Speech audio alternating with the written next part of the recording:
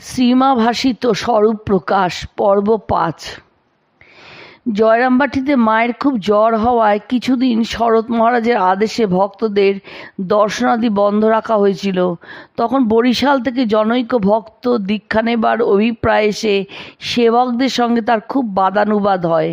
তা মায়ের কানে গেলে তিনি এসে সব শুনে বলছেন, শরৎ কি বলবে, আমাদের ওই জন্যই আসা, আমি ওকে দীক্ষা দেব। জনৈক বালবিধবা স্ত্রী ভক্তকে দীক্ষা দিয়ে মা বলছেন, ভয় নেই, এই তোমার জন্মান্তর হয়ে গেল। জন্মান্তরে যত কিছু করেছিলে সব আমি নিয়ে নিলুম, এখন তুমি পবিত্র, কোনো পাপ নেই। শেষবার জয়রামবাটিতে মায়ের বাড়ির রাঁধুনি রাত্রে 9টার সময় কুকুর ছুঁয়েছে বলে স্নান করতে চাইলে মা বলছেন, এত রাত্রে স্নান করো না, হাত পা ধুয়ে এসো, কাপড় ছাড়ো। রাঁধুনি বলল, তাতে কি হয়?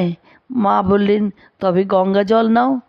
তাতেও রাঁধুনির মন না ওঠায় মা স্পর্শ করে বললেন, তবে আমাকে স্পর্শ করো।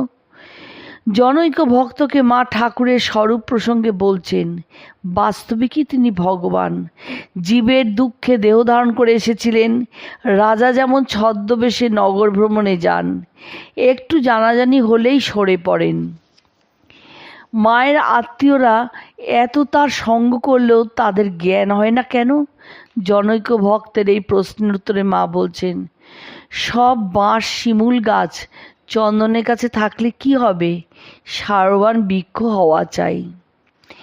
একবার মায়ের বাগবাজারে বাড়ি থেকে স্বামী শান্তানন্দের কাশী যাওয়া ঠিক করে তিনি যাবেন কি না সে কর্তব্য স্থির করতে না পেরে মাকে জিজ্ঞাসা করলে, মা, তাকে কাশী তপস্যার পরিবেশের কথা বলে উৎসাহিত করলে স্বামী শান্তানন্দ বলেন, এখানে আপনার সেবায় রয়েছি।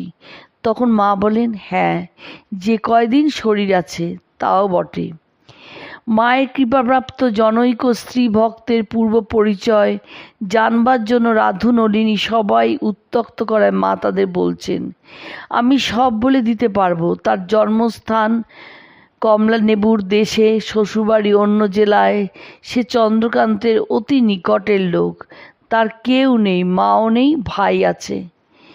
স্বামী অরূপানন্দ নিজে মায়ের আপনার জন কিনা একথা জিজ্ঞাসা করায় মায়ের ইঙ্গিতপূর্ণ উত্তর, হ্যাঁ, আপনার বই কি, যে যার সে তার, যুগে যুগে অবতার। যে যাহার আপনার জন সে তাহার সহিত যুগে যুগে আসে। কিছুক্ষণ পরে বললেন, আবার সূক্ষ্ম শরীরে দেখা হবে। নীলাম্বরবাবুর বাড়িতে অবস্থানকালে নিজের নির্বিকল্প সমাধির অবস্থার বর্ণনা দিয়ে বলছেন, এই সময় লাল জ্যোতি, নীল জ্যোতি, এইসব জ্যোতিতে মন লীন হতো, আর 2-4 দিন এভাব থাকলে দেহ থাকতো না। প্রত্যহ রাত 3টে উঠে জপ ধ্যান করার অভ্যাস প্রসঙ্গে বলছেন, রাত 3টে বাজলেই যেখানেই থাকি কানের কাছে যেন বাঁশির ফু শুনতে পেতুম। মা একবার স্বপ্ন দেখেন একটি স্ত্রীলোক কলসি ও ঝাঁটা হাতে দাঁড়িয়ে, তখন বাংলায় দুর্ভিক্ষের কাল। জনৈক ভক্ত সে বিষয়ে জিজ্ঞাসা করায়, হ্যাঁ, একটি মেয়ে একটি কলসি ও ঝাঁটা হাতে করে দাঁড়িয়ে রয়েছে। আমি জিজ্ঞেস করলুম, তুমি কে গো? সে বললে, আমি সব ঝেঁটিয়ে যাব। আমি বললুম, তারপর কি হবে? সে বললে, অমৃতের কলসি ছড়িয়ে যাব, তাই বুঝি হচ্ছে। জনৈক ভক্ত মাকে বলেন যে তাকেই যখন এত কষ্ট ভোগ করতে হচ্ছে তখন মানুষের তো পরিত্রাণ নেই। সে কথা শুনে মায়ের উত্তর, আমাকে ঠিক যেন খাঁচায় পুড়ে রেখেছে, নড়বার চড়বার জো নেই, কোনো দিকে পালাবারও উপায় নেই।